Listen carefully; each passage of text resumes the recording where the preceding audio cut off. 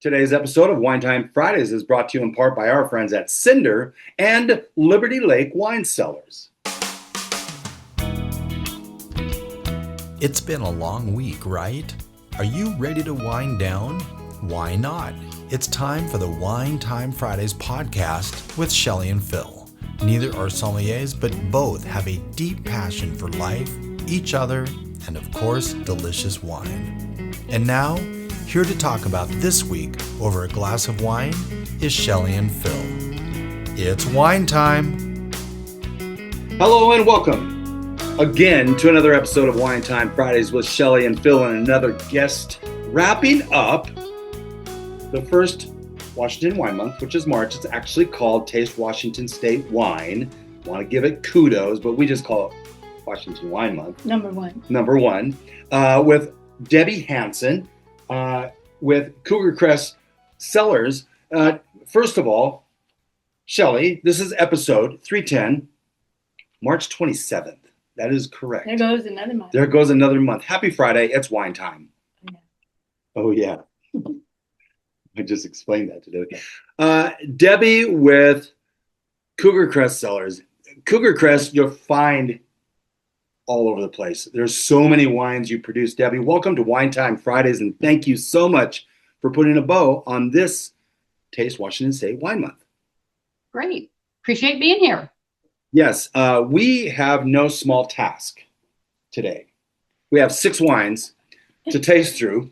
Quickly. And we're going to start right away. But I wanted to, as I'm opening this wine, Debbie, science has always been a part of your career, which worked really well when you went into the wine industry. But can you kind of give us a overview about how all that started, what relationship you have with science? Because A, most people don't like science.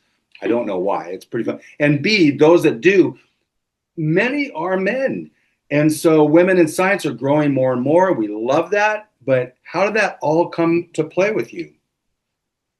Well, it started many years ago with my decision to go into pharmacy school and become a pharmacist, which happened when I was a freshman in college.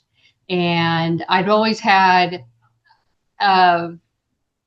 interest in healthcare, biology, medicine, that sort of thing. And it was just a really interesting curriculum to me. It had a lot of chemistry involved, biochemistry, even physics, and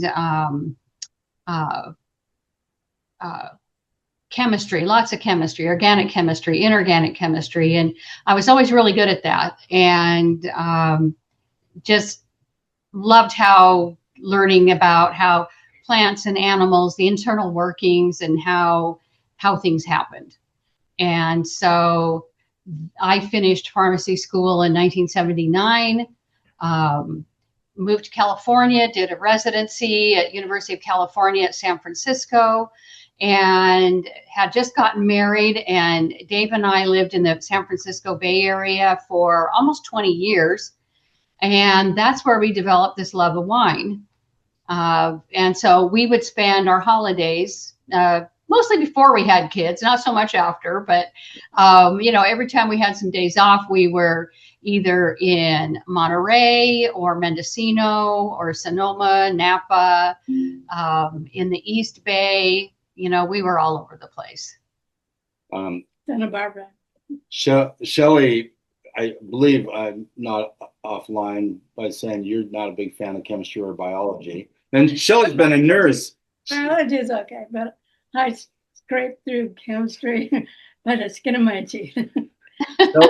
Shelley's been a nurse most of her adult life, and so she needed those. Mm-hmm. The one thing I found about it as we started, back in the 1990s, entertaining the idea of not only just growing grapes, but also making wine commercially, that the more I read and the more I learned, the more I discovered that I already knew this stuff. There was so much of what would have been an enology curriculum that was already a part of my background.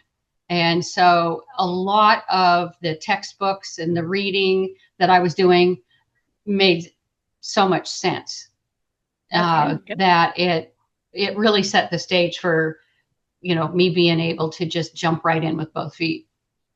Of course, when you have a passion for it, it seems to set easier too. It's not as much work, really. Right, yeah. I just opened a 2022 Cougar Crest Cellars Albariño estate. Yep. All of these are estate wines. 90 acres of estate grown vineyard.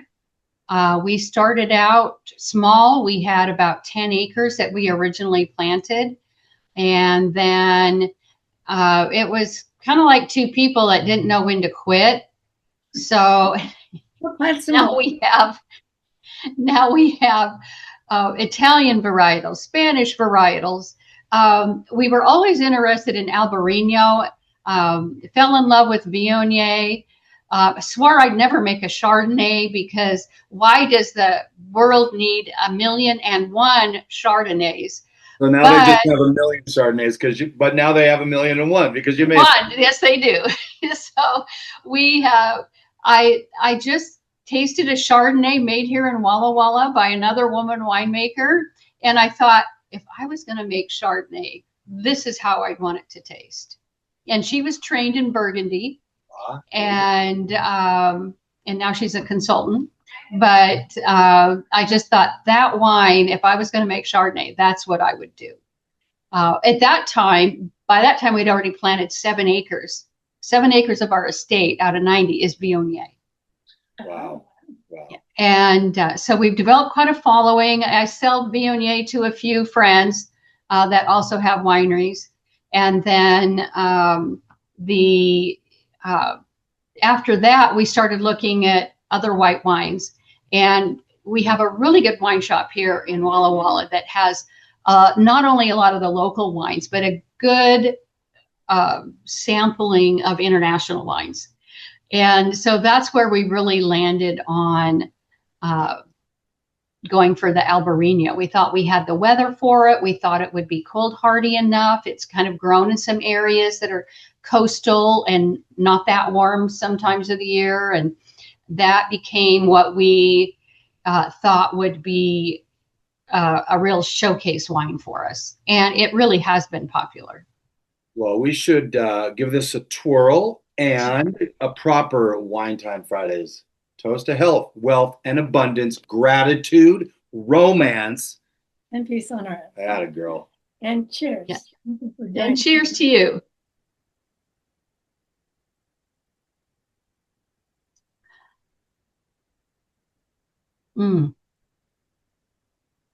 Yep, that is delicious. It's a great summer. I'm sorry. It's a great wine for any season. Yes. Okay. Thank you. He doesn't go around saying you can't have Cabernet and Albariño in winter. He'll have it anytime. And then Cabernet Sauvignon in the summer, people are like, I'm off of reds. I'm like, but why? They're so fun. Well, yeah, why? I mean, you have a glass or two less. I don't know. A glass or two less. It's like what I love about this wine is that it's really bright, crisp, and the fruit in it is kind of citrusy. But when it sits on your palate, once you've swallowed it, you kind of get this aroma on the back of your palate of like tamarind, kind of an orangey character that it just identifies it as Albariño. It's really crisp and it's very delicious. And don't get me wrong, on a dock, a boat, a deck, outside, anytime in the summer, on a lounge chair with nice jazz in the background and the birds chirping and trying to avoid getting hit by golf balls. This is fantastic. But I drink it in December.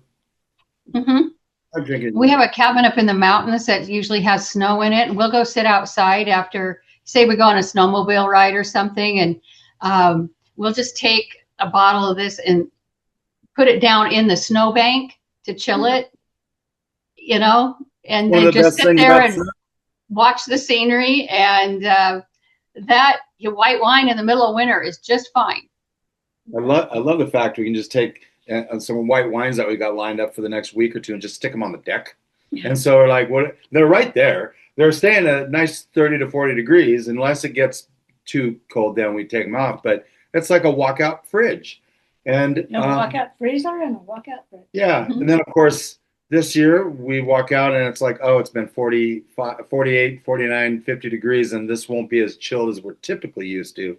But this is fantastic. 92 points and gold medal, Los Angeles International Wine Festival. I love that festival. I don't know if it's huge. It is huge. And they do a great job of promoting it. Yeah. You used to be able to actually buy tickets to taste the wines, at least back in the 70s and 80s. Love to go there. Right. And their judges are really, really good. They're really consistent. That's one reason why I keep entering wine there, is that it is, I think, one of the best curated judgings. Is it still at the Pomona Fairgrounds? I believe so. I don't think they've moved it. That was the first of our two back-to-back white wines that are $28 at the winery. This is the other one. With very good price. 28. Are you kidding me? It's fantastic. And you know, when I'm putting together show notes, I generally don't pay attention to everything until I'm putting the notes together. And then I always want to make sure we put the pricing up. And I'm looking at this Estate Barbera, Estate Mourvèdre, Estate Cabernet Franc, yay, Cab Franc, and Estate, I don't know about the Syrah. Is that also Estate? Yes. Okay. And $440, people. Jeez, I just opened the 2022 Cougar Crest Cellars Estate Voignier, which brings up the funny thing we have to sometimes mention from a tasting patron at Revora Tasting Room here. Well, it was down in Julietta, but what did she call it? She goes, I would like some of that Voignier. Voignier. Oh, I've heard. Oh, that's an original. That's the first time I've heard that. Carignan, yes, that's a problem. What's the other one I struggle with? I can't remember. Mourvèdre. Well, so Mourvèdre, you get a couple different okay pronunciation. No Vagineers. Hashtag cheersing to this lovely smelling. Right. Oh, now there's your profile right there. Oh boy. Yeah. I love Voignier too. It's become one of my favorite wines because it is so fruit forward, but it's not sweet. Yeah. It's almost pineapple-y,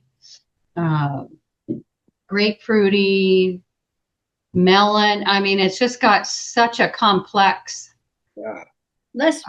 layering of flavors. That's, I think that's why we have 7 acres of it planted, is that it can be so complex. It's really like a red wine lover's white wine. I was going to say the mouthfeel is really good. 14.5 on this, 13.9 on that Albariño, but 14.5 on this. That's a pretty weighty white wine. It's washing. Well, in order to get those flavors, so what I'll usually do is take my Voignier and harvest at different times. So I'll get some of it harvested when the flavors are brighter and more citrusy, and then we'll let the rest of it ripen longer so we get more of those lush tropical flavors. And so the final Voignier is usually a blend of those different ripening levels.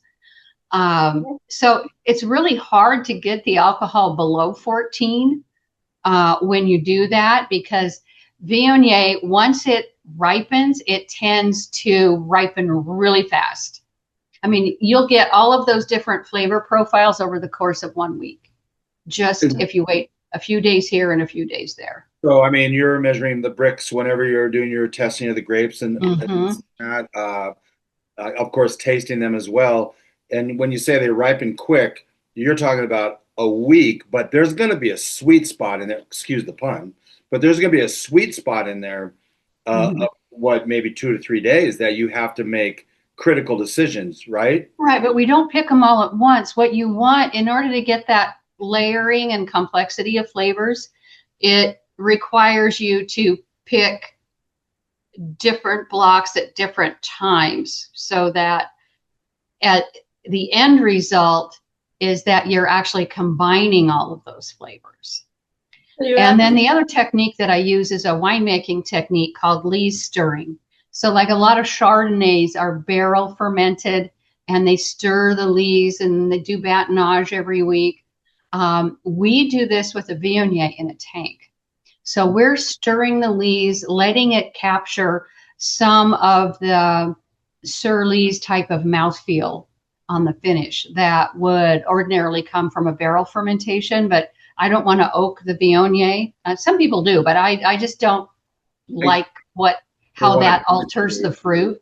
Yeah. So it's just pure fruit and some lees stirring toward the end of the fermentation. You know, when the yeast are dying, when they break down, they release these wonderful manoproteins that really contribute to mouthfeel. And that just creates that lovely, lush finish. So you're talking about not wanting to have it on oak. So then my question is, do you ever use concrete or neutral oak, which may not give it?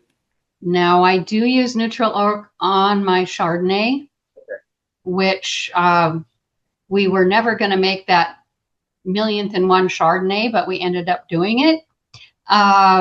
The thing that I like about the Chardonnay is that you ferment it in not brand new oak, but oak that's already had some wine in it, that has taken all of the char and those caramelized coffee chocolate flavors out of the barrel. And then what you're left with is this kind of coconutty, almondy, hazelnutty kind of nutty character on maybe a barrel that's already been used once or twice for white wine. And then that character is in your wine. It just adds layers of complexity to the Sur-Lees character of the wine. And it comes across as definitely barrel fermented, but we don't let our Chardonnay go through malolactic fermentation, which reduces the acidity. So it's always bright, but it has the characters. We're talking about a wine I didn't even send you. So, but I mean, that's kind of the same character that we're going for with the Sur-Lees stirring in the tank with the Viognier as a comparison. And would you ever to a Chardonnay? Having this ferment in concrete? Oh, concrete? No. Yeah. Wine is very acidic. Bare concrete is basically calcium carbonate mostly. Acidic substances will break down the concrete. So there's usually a coating in a concrete wine tank. Right. So you're not actually having the wine in contact with the actual concrete. You're having the wine in contact with the coating on the concrete. Right. There are some insulation factors, temperature control factors, but I can achieve that same effect by using a stainless steel tank, which doesn't require a coating, just a nice clean surface. And with a cooling jacket, I can control the temperature of the fermentation. So what I prefer doing is a stainless steel fermentation these white wines are fermented at about 50 degrees, very cool, very temperature controlled. Instead of letting the wine get hot, it keeps the wine cool. So all of those aroma factors that are in the wine stay in the wine. If you heat it up, if you let that fermentation get hot, those aromas will evaporate. They will actually, your winery will smell great, but you've lost all of those flavors coming out of the wine itself. Well, I'm here to say, I think all wineries smell great anyway. They just have a smell in the barrel room, the tasting room. There's just a delicious smell in any decent winery. So, well, and that comes with time. Of course, you have to wear the newness off your building. You don't want that new winery smell. We're going to take a break, and when we come back, we're going to switch to reds.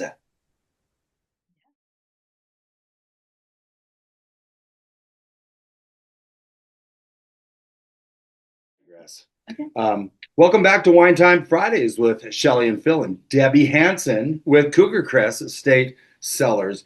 By the way, a part of our Women in Wine series, which I get so excited when we get a woman winemaker on. 10 years ago, you wouldn't have had near the amount of women winemakers, not including Debbie, who's been doing that for a while. But it's grown more and more, hasn't it, Debbie? I believe so. I think that the younger generation is maybe a little more adventurous in their choice of careers. I mean, I would have never chosen winemaker as my career as a 20-year-old, but once I hit my 40s, I was like, okay, well, yeah, we can do this. And we had the grapes. We owned our own vineyards. We had all the materials we needed. So, I've taken a lot of after hours classes, reading and doing tons of reading, and just helping other friends that had wineries. And of course, my husband's really mechanical. So, when it comes to, operating a forklift, we were already in the apple business. So we had the tractors and the forklifts and all the mowers and we knew how to trellis and put in posts and wires and all that stuff. So we had everything we really needed to really take off. It wasn't like a totally foreign idea to grow grapes. And then, in 2001, we started making wine. So this is actually a start of our 26th year doing this. This will be our 26th crush. So I was reading that you actually started out with 125 acres of apples. Yeah, we had it all in apples, and then we had one 10-acre apple orchard that trees were old and needed to be replaced. And a friend of ours, Scott Hendricks, his dad and Dr. McClellan planted the original Seven Hills Vineyard back in the 1970s in Walla Walla, which I think was the first vineyard, maybe not the first vineyard before Prohibition, because there were some Italian immigrants making wine in Milton Freewater in the Walla Walla Valley before Prohibition. But Prohibition kind of hurt their business, and they kind of dropped off the scene. But in modern times, in 1970s, I think the original Seven Hills Vineyard was about 20 acres, and that was like the first Walla Walla vineyard before it was even an AVA. And so he grew up with vineyards, and so Scott is Dr. Hendricks' son, and he told us, he said, I think that would be a great place to plant grapes. Before you order those apple trees, let me show you something. And so we took our cuttings of his Cabernet Sauvignon off of the original Seven Hills, his old block, and we grew our own cuttings, and we grew about half of that original vineyard we had was planted to Cabernet Sauvignon. And then the other part of it was planted to Syrah, We also had cuttings from Christophe Baron, who at that time had just planted his Caillou vineyard and was starting to be known. He was, I don't even know if he'd made his first wine yet when we got cuttings from him and planted some Syrah. So we're kind of homegrown from the ground up. We started out only making wine from the grapes that we grow, and then we ended up having 90 acres of vineyard and every single varietal that we ever thought we'd ever want to drink, and that's what we planted. And but it really started out quite small and very focused. We just now opened the 2019 Cougar Crest Estate Barbera. Not Barbara, Barbera. And 3 syllables, Barbera. That's exactly right. Hannah. Yeah. So this is usually one of the lighter bodied Italian varietals. I've developed kind of an interest in seeing what Italian varietals will do in our soils. This one, I think, is maybe even a little heavier bodied than a lot of the Italian varietals, but I think that is what we're going to find typical of growing grapes in the Walla Walla Valley. Whatever you bring to the valley is going to, the terroir here is going to put its stamp on that grape. And I think that's what you have here. It still is pretty bright, has some raspberry, some dark fruit, maybe even a little plummy character, but still has that bright acidity. It's a dark raspberry, right? I mean, it's not very, yeah. It's not a blackberry because it really has that that tannin character, the acidity, the brightness of a raspberry, but really not just a like a red jammy raspberry. Different. How long have you grown this? Let's see. We planted that in 2015. Okay. It seems like you could still lay this down. I mean, keep it laid down, I guess. It's 7 years old. We can start saying that now. We're in March. We can say 7 years old. Right? Oh, yeah. It's 7 years old, and it seems like on the back of my tongue, some soft tannins, but tannins nonetheless. And it just seems like it's got room to evolve. To age? Yeah. You're right. And I think that what you're getting on the back of your tongue is the brightness of the acidity. The tannins come through and they're softening. This was more tannic when we first bottled it. So this would have been bottled in 2021. Okay. So it has had 4 years, a good solid 4 years, a little more than 4 years in the bottle, about 4.5 years in the bottle. But also 2 years in the barrel. And 2 years in a barrel, yes. Well, it seems like this is a good time, Shelley, to bring up the Pilgrim's Market Wine Word of the Week, since we're talking about aging potential.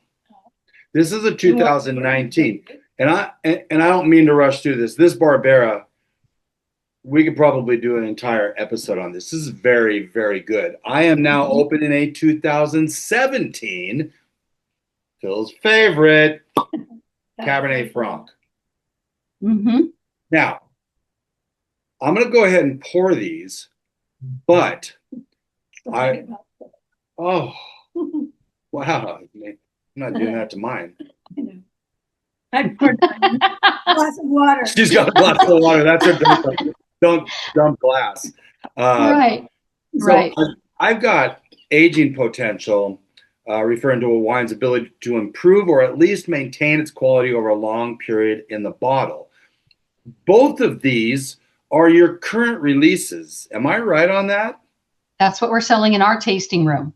So I don't think people realize the value of that. Yes, because you're taking it off the shelf for, in this case, 9 years. and now you've deemed it ready to sell, but you're sitting on it for 9 years, or It has, yeah, that is, you'll see this 2017 was a year that was a fairly light crop.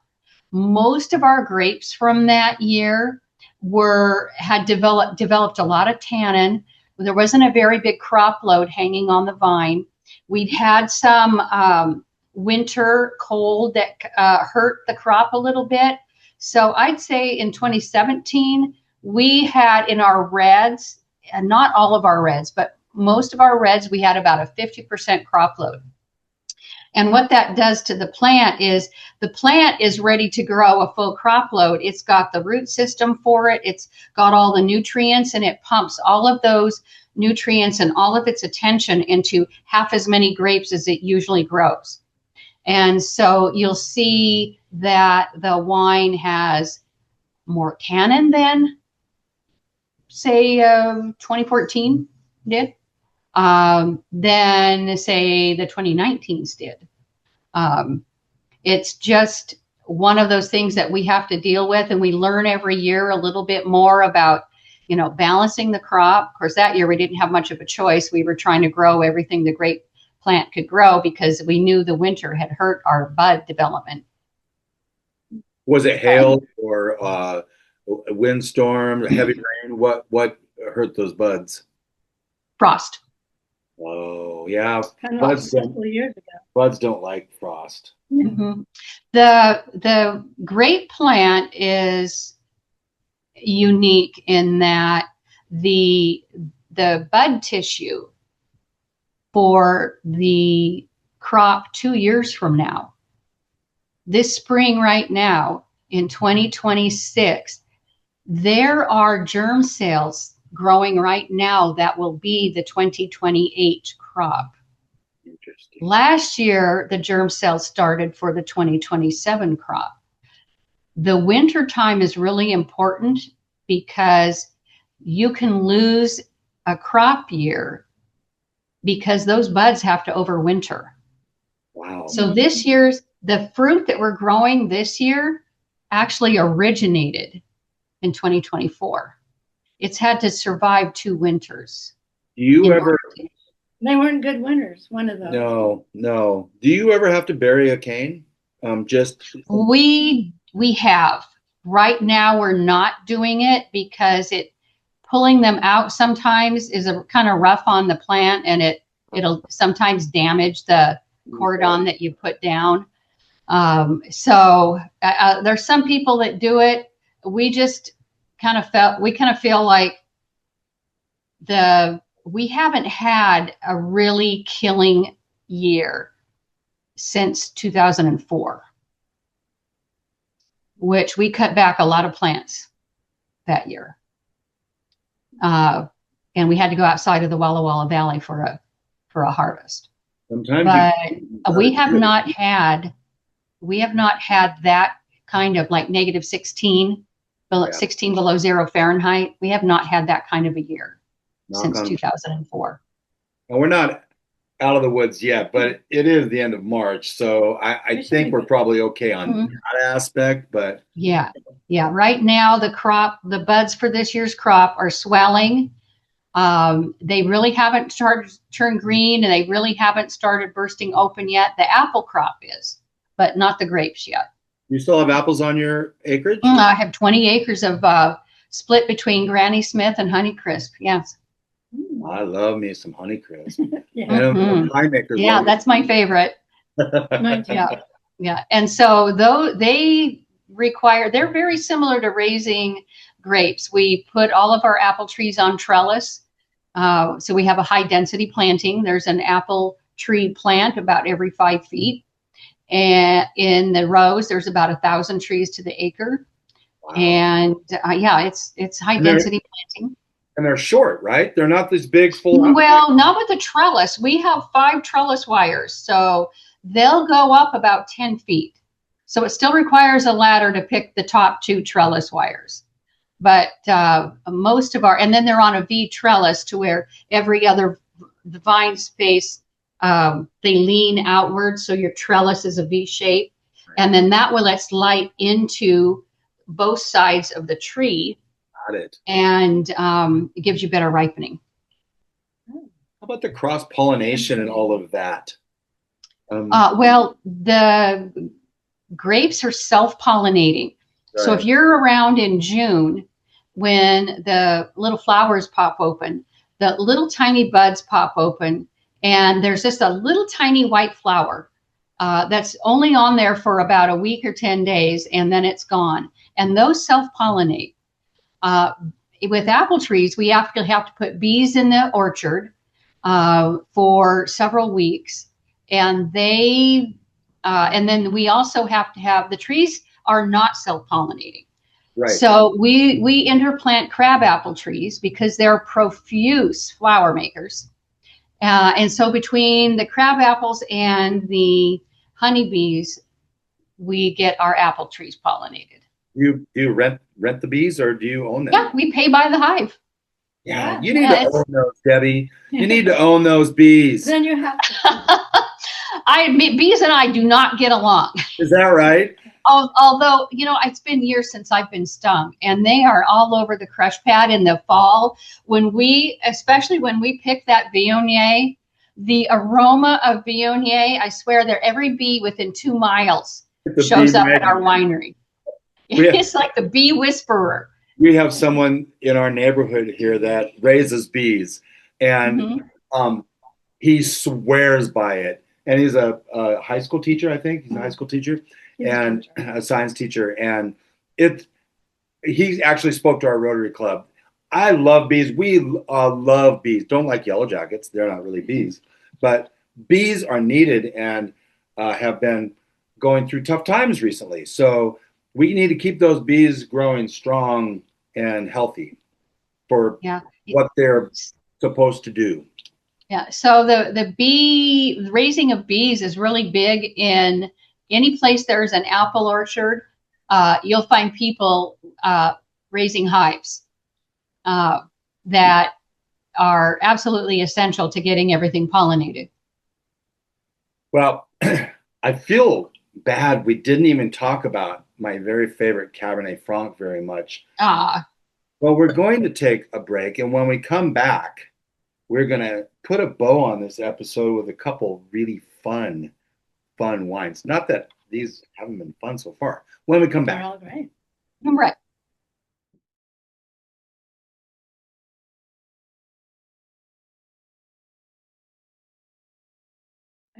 I call. Welcome back to Wine Time Fridays with Shelley and Phil and Debbie Hansen, our guest today, to put a bow on Taste Washington State Wine Month, or Wines Month. One of the two. We have already tasted through an Albariño and a Voignier, both $28 at the winery, a Barbera and a Mourvèdre, $39. Excuse me, a Barbera and a Cab Franc, both $39 at the winery. Now we're going to go to their estate Mourvèdre. I was jumping the gun a little bit. If you look on YouTube, if you're on YouTube watching this, and thank you for doing that, look at the background. Debbie's got all sorts of wine bottles with all sorts of medals on them, as it should be. Every one of these bottles that we're pouring tonight has all sorts of medals and awards that they've won on them. And so we just opened now the 2018. I'll just do this right now because we're going to want Debbie to talk a little bit about this. That is...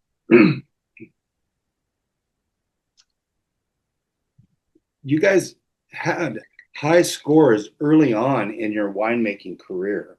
Yeah. Yeah, we got a little spoiled early. But I mean, in theory, when you're running a winery early on, you said, okay, we're going to do something super stupid. We're going to start making wine. You're not making a lot of wine. So when you get these... You mean now? No, back early on. And so you're not making a ton of wine at the beginning, in theory. She'll correct me if I'm wrong, which I may be. But you get these great scores. Well, when you get great scores, people want to buy your wine. and then you run out. How was it kind of navigating that a little bit? So our first year, our Cabernet Sauvignon from 2001, the Los Angeles International Wine Competition that we were talking about that medal earlier. Mm-hmm. Our Cabernet Sauvignon was the best Cabernet Sauvignon of the whole show. It beat every single Cabernet Sauvignon from California, international Cabernet Sauvignons, all of the Washington Cabernet Sauvignons. It was the number one Cabernet Sauvignon of the entire show, our very first year. That's amazing. And that kind of set us up for, that sold out rather quickly. I think we only had like 200 and some cases of it. And then that really encouraged us that we needed to go big. So we had made about 900 cases of wine our very first year in 2001. So in 2002, we had some more of our vineyard plantings that came into production that year. It was the first year we had our Voignier produce a crop. We had a big block of Syrah that came into production. So we ended up with about 4,000 cases of wine from our 2002 year. And of course, we entered all those same contests again. And then we learned about submitting wine to the Wine Spectator and the different wine editors. And we ended up with the Syrah in the top 100 wines of the year that year. And our Syrah the Syrah that we're going to taste today is from the same vineyard block that was that top 100 wine in 2004. Block 11. Block 11 Syrah. Yeah. Nice. And that was not just. Anyway, at that time, we hadn't even thought about growing Mourvèdre or Barbera, or doing much branching out. We thought bringing in a white wine grape to go. At that time, we had 4 red wines. We had Merlot, we had Cabernet Sauvignon, we had Cabernet Franc, and we had Syrah. And that was it. And then we had Voignier come into production in 2002. And we didn't even have the right equipment for making Voignier properly. We had to improvise tremendously. But that wine was pretty amazing. We had a couple of cases that we found that had been set on a pallet with some library wine. And that when it was about 10 years old, that Voignier was about 10 years old. We were, yeah, it was good. It was aged. It had caramelized a little bit, like an older Chardonnay. You'll get kind of that kind of a caramely almost flavor to it. It wasn't terribly oxidized. It had gotten to have a little bit of that bruised apple character like an older Chardonnay will, but we were doing a winemaker dinner at our Spokane tasting room. So I took what we had left of that Voignier up there just to show people that you can age Voignier. People have tried saying Voignier doesn't age. Well, it does. It will. And I don't know if it was because it was our first year and it had to survive a lot of adversity in order to turn out very well.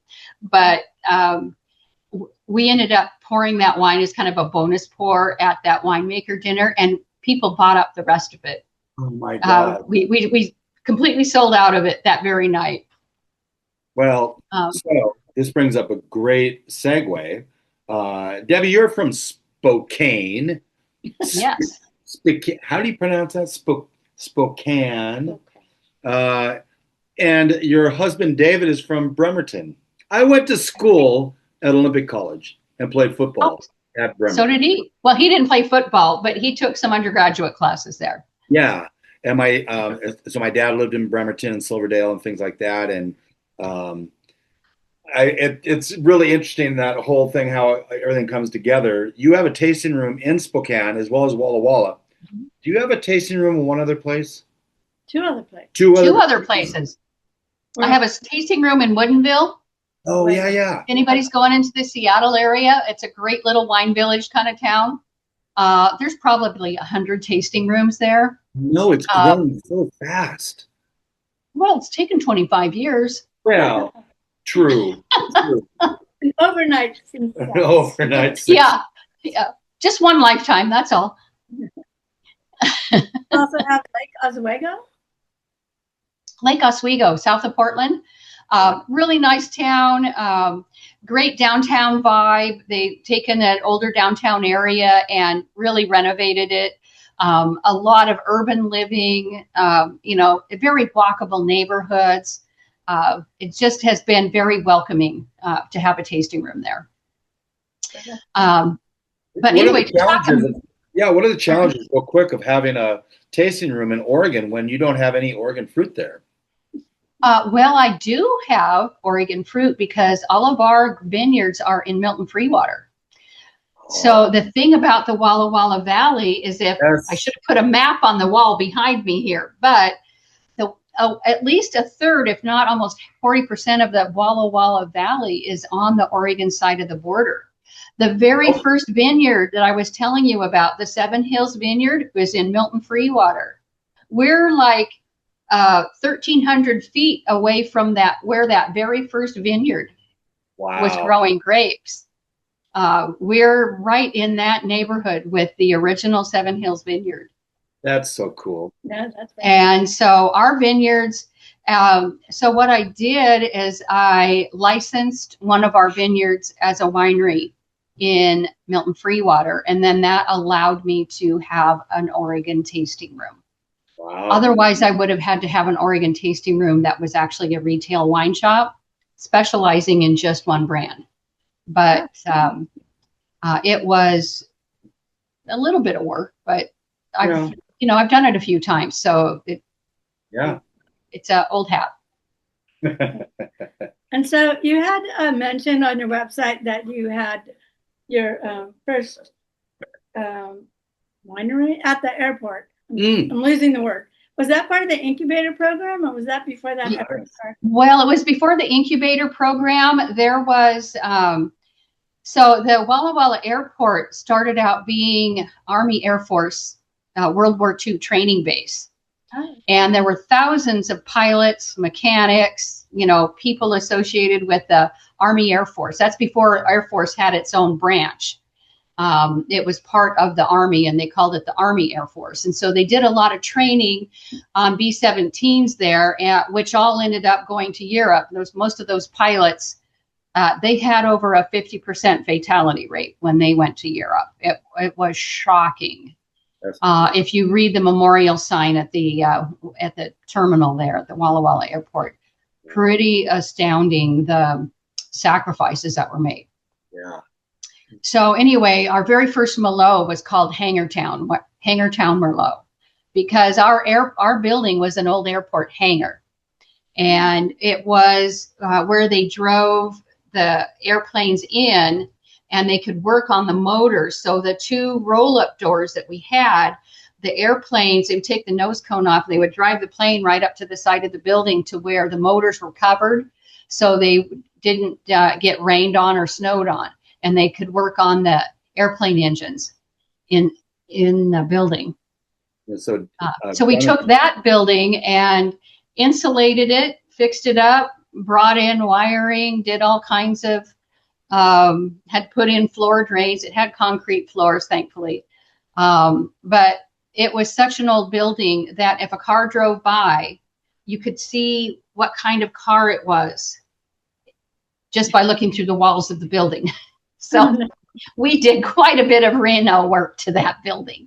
And we were there for a little over 6 years before we built the current building that we're in right now.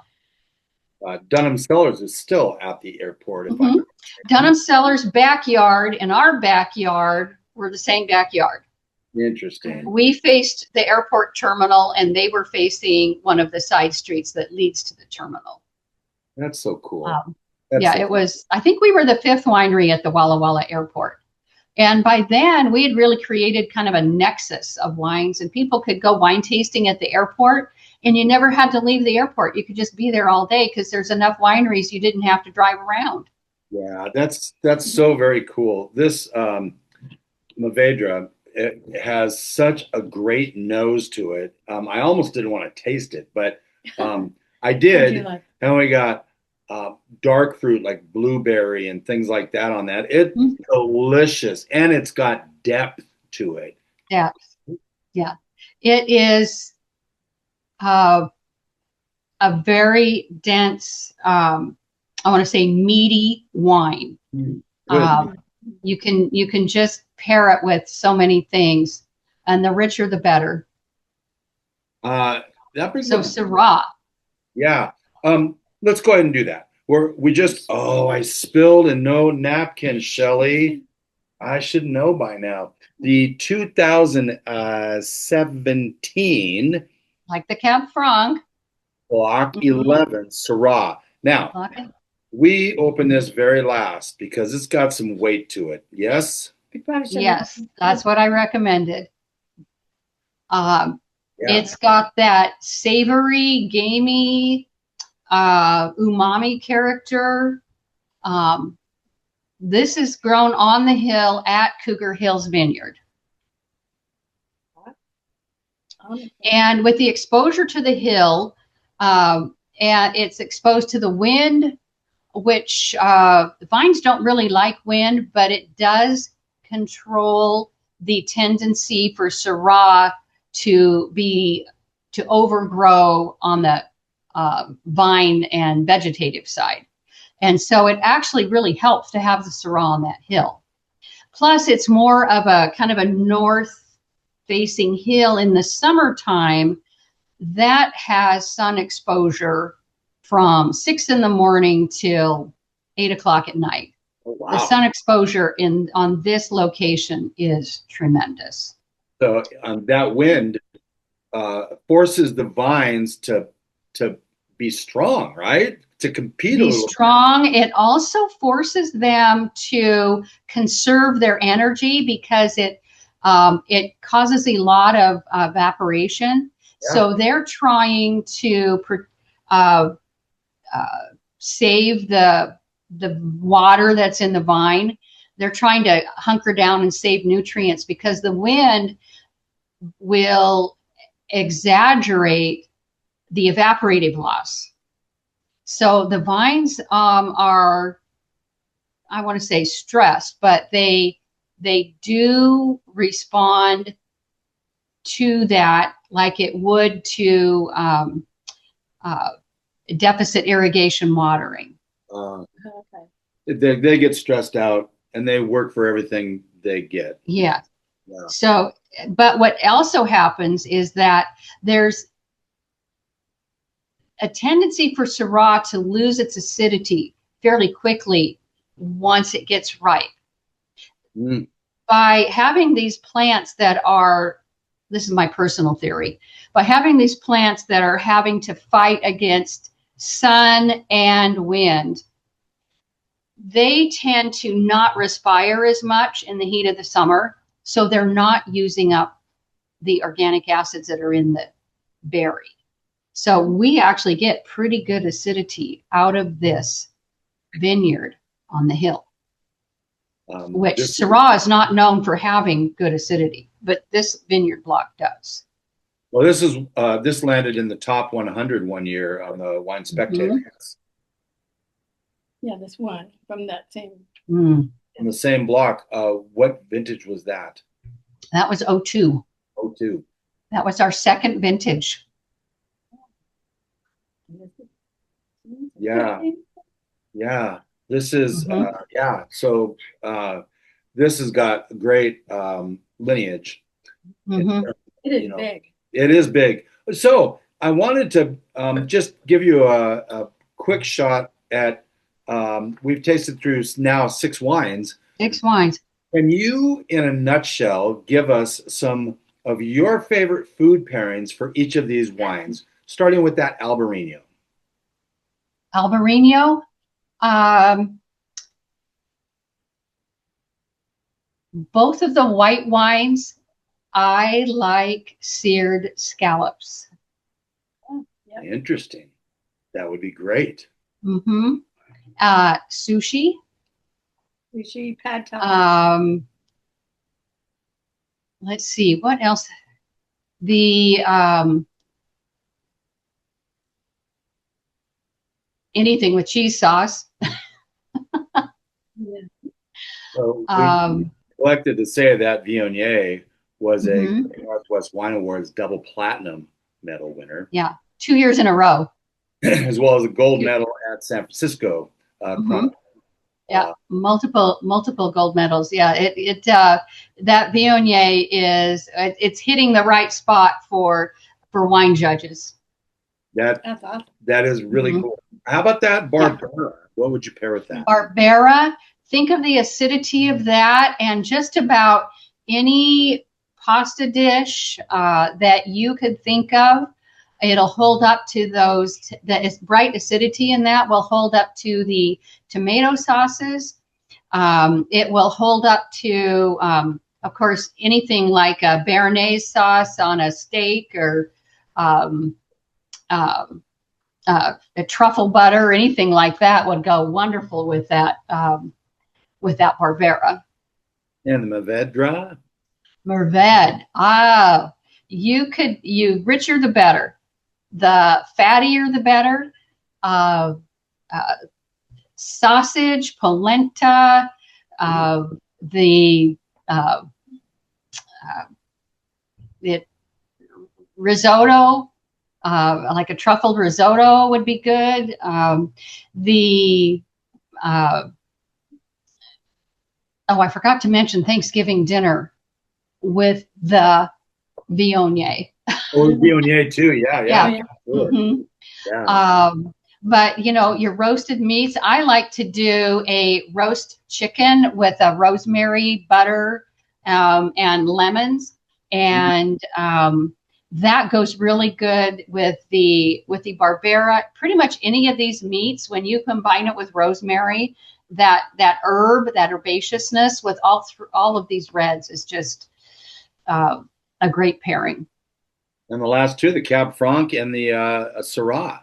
Okay, so Cab Franc, I love lamb with Cab Franc and Syrah, but especially Cab Franc, lamb sausage, ground lamb, lamb shanks, rack of lamb, just, pan-seared.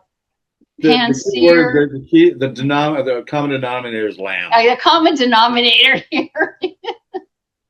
I love that. Of course, you can't beat a good prime rib or a rib steak either. It's so.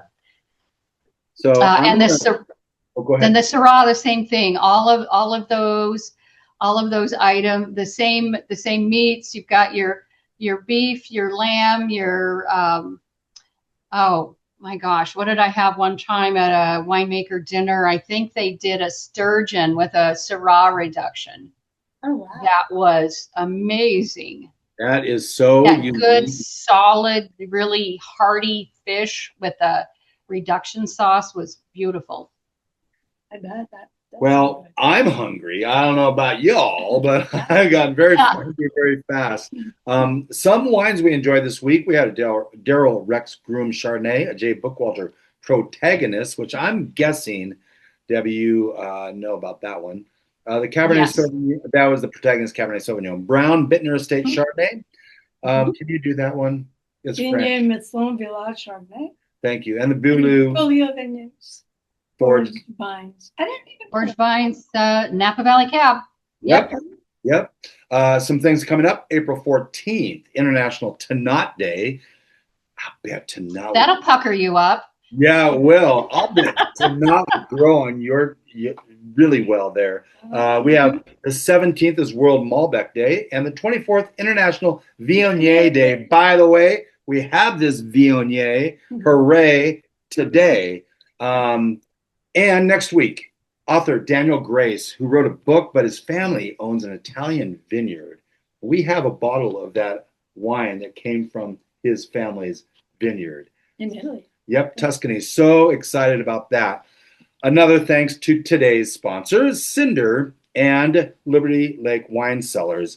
Had a great dinner at Seasons featuring their wine. So that was fantastic. That is all we have for today, but a huge thank you to Debbie Hansen. I feel like we just scratched the surface. So, go ahead. Speaking of Tuscany, I have our first Sangio going to be bottled this year. Washington Sanjo, though, right? Washington, in Walla Walla Valley. Yes. Oh, the Rocks District of Milton Freewater, Sangiovese this year. The Rocks District is really known for their producing great Syrah. Syrah, and I have Mourvèdre in that district, and I have some Barbera in that district. I have 37 acres in that district. This is so fun. And now some Sangio. We applaud you for that. Speaking of Tuscany, there's more to come. More to come. Debbie, thank you very much for being here. I do feel like we probably need to at some point have her back on. And maybe when we go visit their winery, we just do an on-property episode. That would be terrific. We'll run the floodlights out. We'll put some electrical. Maybe we'll even just hook our lights up to the battery on the tractor. You know, we've never done an episode from an actual vineyard. That would be fun. We could go up on the hill at the top of the hill where the Block 11 is at. And the sound would be so good because of all those leaves. As long as it's not windy, then the sound wouldn't be so good. But yeah, well, we just won't go there in March. By the way, if you live in Seattle, go up to Woodinville. Not that far away, depending on time of day you travel. It's good 45 minutes. If you live in Oregon, around Portland, go to Milton Freewater. There, Oswego, Lake Oswego. Yep, they've got a tasting room there. And if you're in Spokane, head over to their tasting room in Spokane. But if you want to go to right across the street at the Peacock Lounge at the Davenport Hotel, we're right on the corner. Nice, beautiful location. And of course, when you're in Walla Walla, follow Lucy's advice. Follow your nose to the winery. Yep. Thank you for being here. It's been with fun. A little background and a little bit of knowledge, wine becomes a lot less overwhelming. Let's do it again sometime. Okay.